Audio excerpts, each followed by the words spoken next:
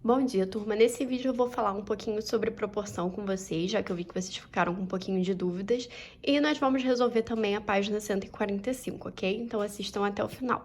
Então, olha só, proporção. O que é, então, a nossa proporção? A proporção nada mais é do que uma igualdade entre razões. Se vocês derem uma olhadinha aí no livro de vocês, na página 144, nós temos um exemplo, né, de fotografias. Olha aqui, ó. Ele deu o exemplo dessas duas fotografias, essa daqui que é menorzinha e essa aqui que é maiorzinha. Então, foi utilizada uma proporção para poder aumentar essa fotografia. Se vocês já tentaram, no computador mesmo, aumentar uma imagem ou diminuir de qualquer jeito, viram que não ficou uma coisa boa, que fica meio embaçado, acaba perdendo qualidade? Por que isso? Porque você precisa criar uma proporção para você aumentar ou diminuir uma coisa de maneira correta. Então, perceba aqui, ó. Aqui, a minha altura da fotografia menor era 4 centímetros. Quando eu expandi ela, quando eu aumentei, ela foi para 8 centímetros. Se você pensar, o 8 é o que do 4? É o dobro. Então, para eu poder ter uma proporção certinha ali, a minha largura vai ter que ser, da figura maior vai ter que ser o dobro da largura da minha figura menor. Vamos ver se foi? Ó, 6 centímetros é o dobro de 3 centímetros. Então, dessa forma, a minha imagem ela não vai perder a qualidade. Então, essa é apenas uma das funções aí da proporção. É apenas um dos exemplos em que a proporção é usada no dia a dia, tá? Mas existem muitos outros que vocês vão ver conforme a gente for fazendo as questões. Então, voltando aí, o que vocês viram? Que a nossa proporção, então, ela é uma igualdade entre duas razões. Razões vocês já sabem o que é, né? Uma fração. Então, olha só, quando dizemos que números reais, e aí esses números eu chamei dessas letras aí, A, B, C e D, não nulos. Por que não nulos? Porque eu não posso ter ali meu denominador como zero, tá? Formam nessa ordem uma proporção, significa que se tem a seguinte igualdade. Então, eu vou ter A está para B, assim como C está para D. Então, eu formo essas duas fraçõezinhas, essas duas razões, né? Essa igualdade entre duas razões. Então, eu formei uma proporção. Só que isso só vai ser verdade quando a gente tiver essa propriedade fundamental das proporções sendo funcionando. E já eu vou falar sobre ela com vocês. Então, aqui, ó, a gente já vê como é que a gente lê essa proporção. Então, a gente sempre vai ler que o numerador da primeira está para o denominador da primeira. Opa, calma, vamos voltar.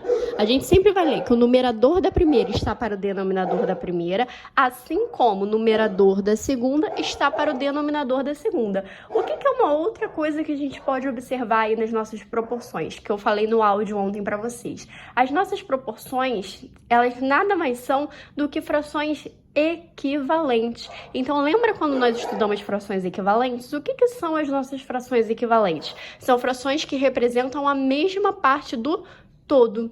Então, pensa lá que você comprou uma barra de chocolate e você dividiu em 2 pedaços e comeu um. Pensou nisso aí? Então, qual fração representaria a parte do chocolate que você consumiu? 1/2. Só que se eu tivesse comprado essa mesma barra de chocolate, e em vez de dividir em 2 pedaços, eu tivesse dividido em 4 pedaços e consumido 2. Se eu pego essa mesma barra e divido em 4 pedaços, os pedaços vão ser menores. Se eu consumir 2 desses pedaços, eu não vou continuar consumindo metade dessa barra. Então, vocês conseguem perceber que tanto 1/2 quanto 2/4, eles representam a mesma parte do todo. Ambos representam metade do meu chocolate, ou seja, eu consumi metade daquela barra de chocolate. Então, sempre que nós temos frações que representam a mesma parte do todo, que se eu pegar o meu numerador, que é o número que fica em cima, e dividir pelo denominador e encontrar o mesmo valor, eu vou estar falando de frações equivalentes. Isso aí vocês já estudaram, ok? Eu tô só relembrando para vocês verem que é isso que acontece aí nas nossas proporções. Então, sempre que estivermos falando de proporções, nós vamos estar falando de frações equivalentes. Então, essa minha primeira razão aqui, né, ela vai ser equivalente a essa minha segunda razão. Por quê? Se eu pegar o meu A e dividir por B, eu vou encontrar justamente o mesmo valor que se eu pegar o meu C e dividir por D. Por isso que eu falo que A está para B, assim como C está para D. ok? Então vamos lá para a minha propriedade fundamental das proporções, que tem tudo a ver com essa questão de frações equivalentes que eu falei para vocês. Então olha lá, ó, numa proporção, o produto dos meios é igual ao produto dos extremos. Aí vocês vão me perguntar, mas professora, como é que eu vou saber quem são os meios e quem são os meus extremos na minha proporção? É muito simples. Quando está em fração, fica um pouquinho mais difícil da gente enxergar, mas quando a gente escreve a proporção nesse formato aqui, fica mais fácil. Vamos olhar nesse aqui primeiro? Olha só, eu estou escrevendo exatamente a forma aqui da leitura, ó. A está para B, assim como C está para D. Então, eu pego o meu A, divido por B, igual ao meu C dividido por D. Fica fácil a gente enxergar quem são os meios e os extremos ali. Quem vão ser os extremos? Quem está na ponta. Então, meu A e o meu D são os extremos porque eles estão na extremidade. Facinho enxergar isso, né? E quem vão ser meus meios? Justamente os números, né? As letras que estão ali no meio. Nesse caso, são letras, mas quando a gente for resolver as questões, vão ser números. Quem são, então? O B e o C. E quando estiver no formato de fração? Se você tiver dificuldade de enxergar isso no formato de fração, você pode reescrever nesse formato aqui, que aí você não vai errar nunca. Você sabe que quem está na extremidade é extremo, quem está no meio é meio. Mas se você conseguir enxergar isso através de fração sem dificuldade, não tem problema algum. Quem vão ser meus extremos? O A e o D, ou seja, o numerador da minha primeira fração e o denominador da minha segunda. Por quê? Você tem que pensar que quando você transformar nisso daqui, são eles que vão ficar nas extremidades, tá? Porque eu vou ficar com A está para B igual a C está para D. Show? Então, eles que ficam nos extremos. E quem vão ser os meios? Quem sobra? Que é o meu B e o meu C, ou seja, o meu denominador da primeira e o meu numerador da segunda fração, ok? Então, preste atenção nessa propriedade fundamental das proporções. Ela me diz que o produto dos meios é igual ao produto dos extremos. O que isso quer dizer? Que se eu pegar e multiplicar meus meios, eu tenho que achar o mesmo valor que se eu pegar e multiplicar os meus extremos. E se eu não encontrar o mesmo valor? Então, essa proporção, ela tá errada. Não é uma proporção, ok? Então, para isso, a gente vai verificar algumas proporções e ver se de fato são verdadeiras. Como a gente faz essa verificação? Através da propriedade fundamental das proporções, ok? Então, o que eu vou começar multiplicando? Eu vou começar multiplicando os meus extremos. Então, eu vou pegar o meu 2 vezes 6. 2 vezes 6 vai ser quanto? 12.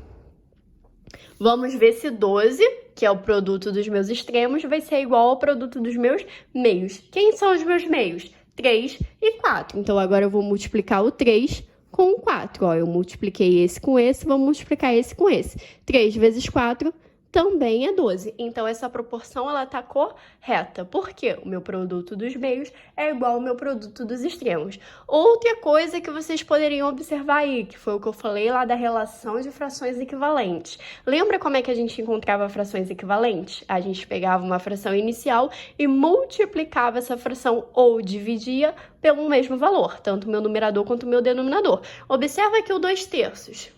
Se eu pegar o 2/3 e multiplicar por 2 em cima e embaixo, eu vou encontrar justamente o 4/6, ó. 2 vezes 2, 4. 3 vezes 2, 6. Então, a gente consegue observar que são frações equivalentes. Então, o que isso quer dizer? Que se eu pegar o 2 e dividir por 3, eu vou encontrar exatamente o mesmo valor que se eu pegar o 4 e dividir por 6. Por quê? Frações equivalentes representam a mesma parte do todo. Mas, através da propriedade fundamental das proporções, a gente vai fazer o quê? A multiplicação dos meios pelos extremos, tá? Olha a letra B. Então, eu vou multiplicar primeiro os meus extremos. Eu vou fazer 3 vezes 10. E isso aqui vai ter que ser igual ao produto, né? A multiplicação de quem? Dos meus meios, ou seja, do 5 vezes 6. Vamos ver se isso daqui tá certo? 3 vezes 10, 30. 5 vezes 6, 30 também. Então, deu certinho. Então, tanto o meu exemplo A quanto o meu exemplo B estão, sim, representando proporções, ok? E o meu exemplo C? Vamos ver. Então, eu vou de novo. Vou multiplicar os meus extremos, ou seja, o 1 vezes o 4, e isso aqui vai ter que ser igual ao produto dos meus meios, ou seja, do 2 vezes o 3. 1 vezes 4, 4. 2 vezes 3, 6. Isso daqui é igual? Não, isso aqui é diferente. Então, não é uma proporção. Isso daqui pode ser considerado um exemplo clássico lá da foto. Você aumenta a largura para 3 e a a altura para 4. Poxa, gente, não vai ficar uma foto bonita. Por quê? Porque você aumentou de qualquer jeito. Você tinha que ter usado ali uma proporção, tá legal? Então agora, ó, a gente vai corrigir aqui a página 145 do livro. Então ele tá pedindo, na questão número 1, para copiar e completar a tabela no caderno. No caso, eu já imprimi ela aqui para mim. Então vamos lá, ó. Primeiro, ele deu a proporção no formato de fração. Então, o que ele quer nessa segunda coluna? É que a gente escreva ali no formato de divisão, tá? Então, como que eu faço? Gente, vocês sabem que frações são divisões, não é? Então, o que representa ser um quarto aqui? Que o 1 está sendo dividido por 4. Então, eu vou escrever aqui 1 dividido por 4 igual 3 dividido por 12. Então, era só isso que a gente ia fazer aí nessa primeira coluna. Na terceira coluna, ele quer que a gente escreva a leitura dessas proporções. Então, como que a gente lê? A gente lê sempre o numerador está para o denominador, assim como o numerador da outra razão está para o denominador. Então, vai ficar 1 está para 4, assim como 3 está para 12. Não tinha muito espaço ali não, mas deu para vocês entenderem, né? 1 está para 4, assim como 3 está para 12. Quem são os meios? Através dessa aqui fica mais fácil a gente ver, né? O 4 e o 3, que são meus números que estão ali no meio. Então, meus extremos vão ser quem? Tudo que não é meio, tudo que está no extremo. 1 e 12. 1 e 12. Deixa eu afastar um pouquinho aqui. Nessa aqui, ele não deu a proporção no formato de fração, mas ele deu no formato de divisão. Então, eu posso, a partir dessa divisão, ir para uma fração. Então, eu tenho 3 sobre 5, 3 quintos, vai ser igual a 6 décimos. Moleza, né? Agora, eu vou escrever a leitura disso aí. Então, vai ser 3 está para 5, 3 está para 5, assim como 6 está para 10. Show? Ele já nos deu os nossos extremos, que são os números que ficam nas extremidades. Faltam os meios, que são 5 e 6. Na terceira linha, ele não nos deu nenhuma das duas proporções, mas através da leitura dessas proporções eu consigo montar as minhas duas formas de proporção, tanto no formato de fração quanto no formato de divisão. Então vamos começar pelo de fração, que é o primeiro mesmo. 1 está para 3, então é 1/3, igual a 5 está para 15, então é 5/15, certinho? Agora eu vou escrever no formato de divisão.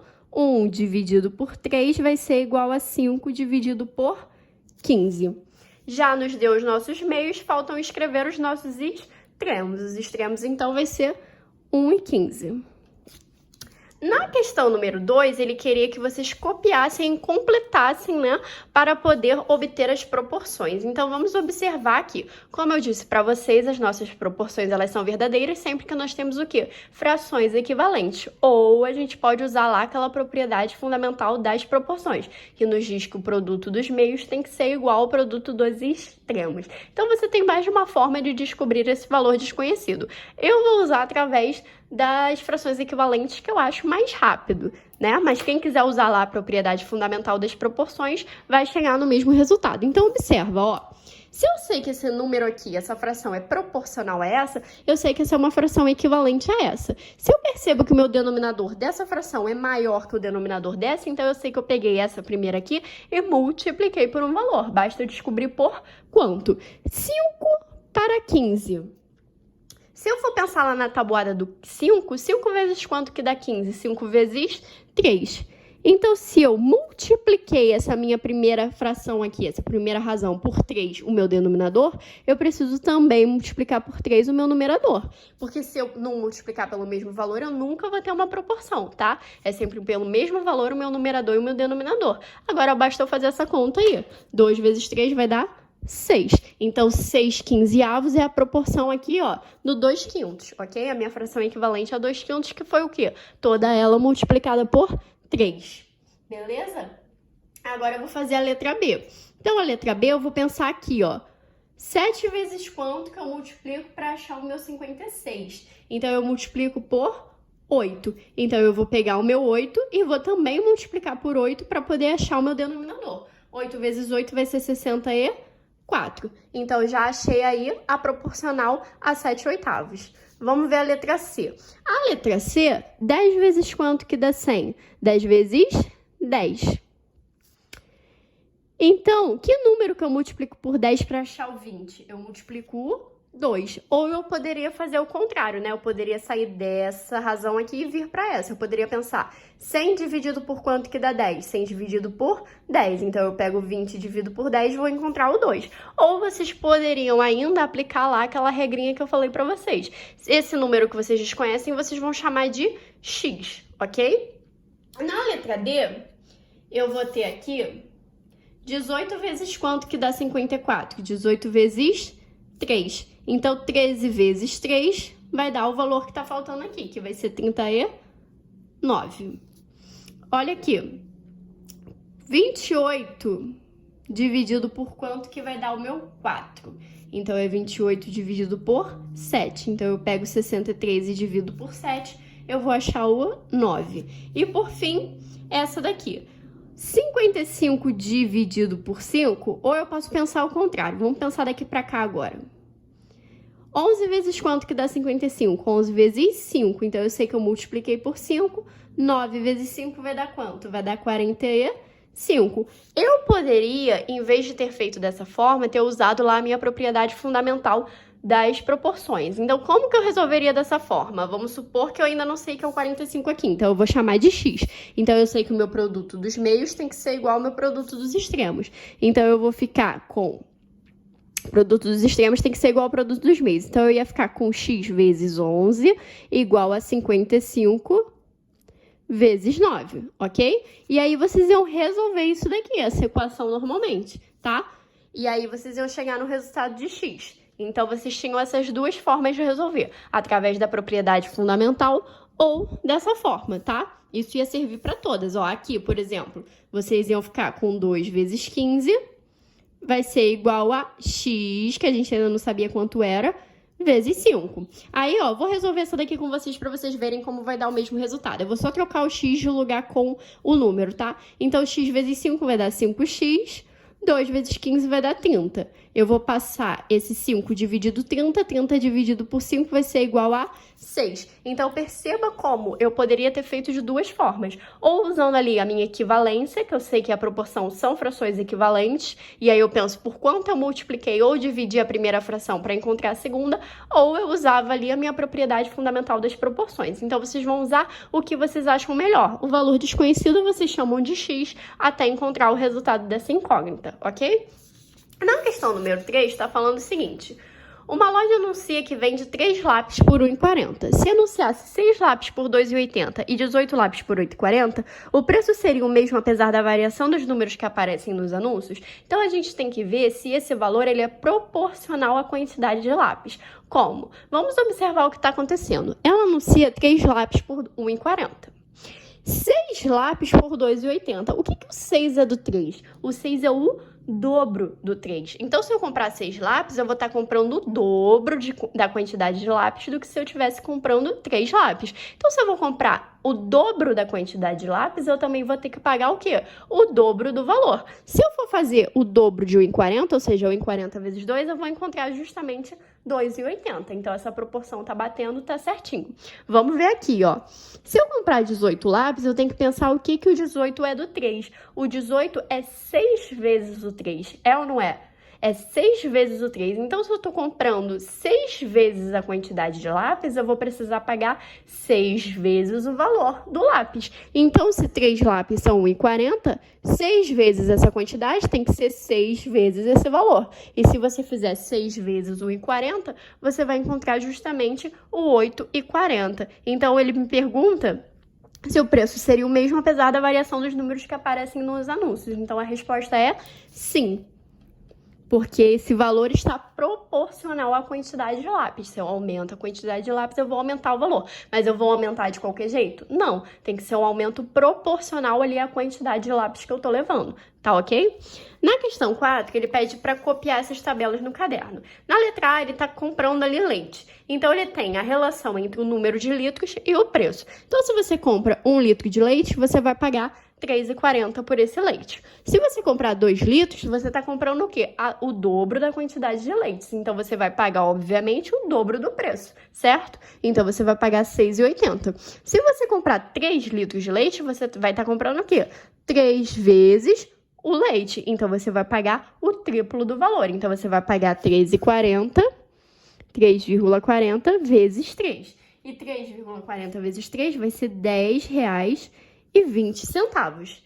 Se você comprar 10 litros, você vai estar comprando 10 vezes a quantidade de leite. Então, você vai estar pagando 10 vezes esse valor. Então, você vai estar pagando R$34. Se você comprar 12 litros, você vai estar comprando 12 vezes essa quantidade. Então, você vai estar pagando 12 vezes esse valor. 12 vezes 3,40 vai ser igual a R$40,80. Então, aqui, ó, a gente está usando a proporção. Então, vocês estão vendo mais um exemplo de uso da proporção. Tá vendo como a gente usa a proporção o tempo inteiro e às vezes a gente nem se dá conta? Ou seja, se você vai no mercado, você está usando proporção. Então, o tempo todo você está usando proporção. Às vezes, a gente vai comprar alguma coisa, por exemplo, açaí. Aí você vê lá, 200 ml de açaí é R$4. Aí, 400 ml de açaí é 10. Aí a pessoa que não entende de proporção, que ela não entende essa coisa, acha que tá valendo a pena comprar 400 ml de açaí, mesmo que esteja R$10. Só que você que já sabe fazer proporção, você sabe que se 200 ml de açaí está R$4, então 400 ml de açaí vai ser o quê? O dobro da quantidade de açaí. É ou não é? Se você está consumindo o dobro, o certo é você pagar o quê? O dobro do preço. Então, o ideal seria que você pagasse R$8. Mas aí a pessoa vê lá, vou pagar R$10 em 400 ml. Tá valendo a pena? Não. Valeria mais a pena que você comprasse 200 ml e depois comprasse 200 ml de novo. Por quê? Porque aí você ia pagar R$8. Então, é melhor você comprar 2 copos de 200 ml a R$4 cada, que no total você vai pagar 8, do que você comprar um copo de 400 ml pagando R$10. Então, comecem a observar isso, usem a proporção na vida de vocês. Quando vocês forem comprar açaí, isso acontece muito com açaí, gente. Eu observo muito isso. Percebam para ver se os ml ali estão batendo direitinho com o valor. Porque às vezes você está pagando mais caro por uma quantidade, você poderia estar comprando 2 copos daquele, 3 copos daquele, tá pagando mais barato. Reflitam. Agora vamos continuar aqui, já dei o truque para vocês, hein? Vejam que matemática não é inútil. Agora vamos para a letra B, consumo de leite. Então, olha só, número de dias. Então, em 2 dias, ele vai consumir 1 litro de leite. Em 4 dias, então, é o dobro de dias. Consequentemente, ele vai consumir o dobro de leite. Então, ó, ele pegou aqui a quantidade inicial e multiplicou por 2. Em 6 dias, é o triplo da quantidade do número de dias, né? Se 2 dias ele consome 1 litro, então em 6 dias, que é o triplo, ele vai consumir o triplo da quantidade de leites. Então, vai ser 3 vezes 1, 3. 8 dias é 4 vezes 2. Então, vai ser 4 vezes 1, 4. Então, ele vai consumir 4 litros de leite. 10 dias é 5 vezes 2. Então, vai ser 5 vezes a quantidade de leite também. Então, ele vai consumir 5 litros de leite, ok? E, por fim, a gente vai fazer a questão número 5. Para preparar cada pacote pequeno de gelatina, de acordo com as instruções contidas na embalagem, é necessário usar 250 ml de água quente e 250 ml de água fria. Para preparar 3 pacotes de gelatina, será necessário usar. Então, de novo, olha a proporção aí. Isso aqui é para fazer um pacote. Se você vai fazer 3 é o quê? É o triplo de 1. Então, você vai fazer o triplo da quantidade de... Você vai precisar, né, no caso, do triplo da quantidade de água. Se a gente pensar bem, para fazer um pacote, a gente vai usar 250 ml de água quente mais 250 ml de água fria. Isso aqui vai dar um total de 500 ml de água. Tá? Ele quer saber quanto de água a gente vai usar para preparar 3 pacotes. Então, 3 pacotes é o triplo de pacote. Eu peguei aqui a quantidade de pacotes e multipliquei por 3. Então, vai ser o quê? Vai ser o triplo na quantidade de água. Se aqui era 500 ml, eu vou usar quanto? 1.500 ml de água. Só que a pergunta não está em ml, ela está em litros. Então, além disso, a gente vai ter que fazer essa transformação aí. De cabeça eu já sei fazer, mas como eu sei que alguns de vocês têm dificuldade, eu vou montar aqui a nossa tabelinha. Então, eu tenho aqui o litro, o decilitro e o mililitro. E eu vou vir daqui para cá. Opa! O centilitro e o mililitro, né? Quase que eu montei errado aqui.